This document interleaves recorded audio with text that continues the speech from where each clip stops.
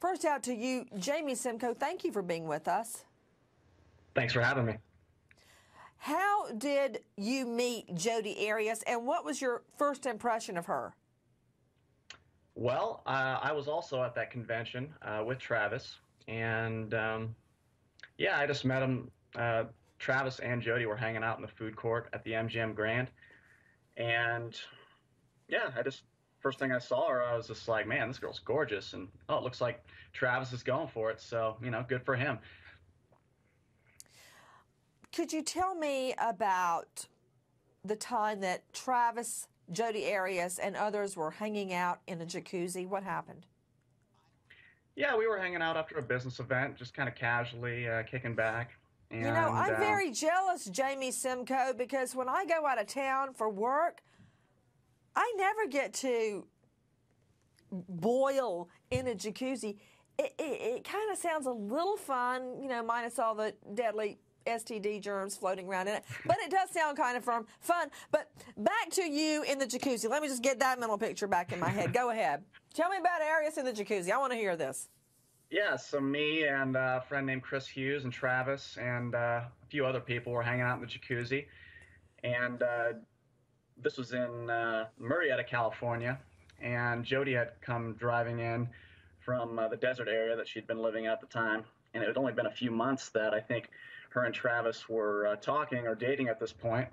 Anyway, she comes rolling in, and she pretty much just out of nowhere jumps in the jacuzzi. She's got her bathing suit ready, and immediately sitting on Travis's lap, and they're just kind of hanging out, being cute.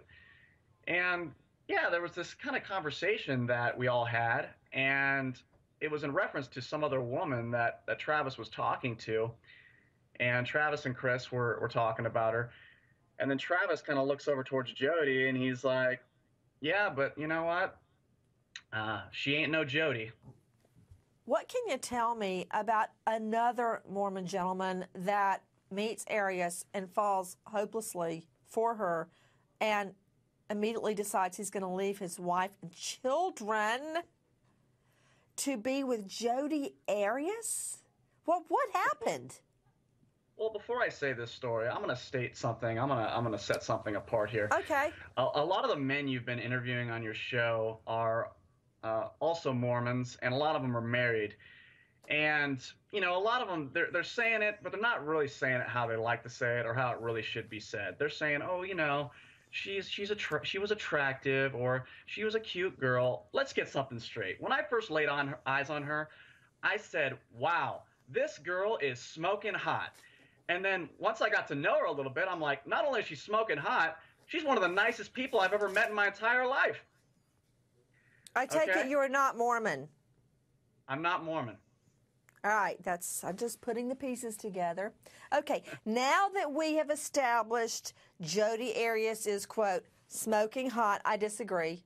Because when I see her, I see blood running down her wrists. Okay, that kind of detracts from any physical attractiveness one may perceive, the whole blood, the whole murder thing. Now, thank you for establishing on the record, Mr. Simcoe, that she's smoking hot. Can we get to... When I first met her, that was my impression. I'm with the eye-to-eye hindsight.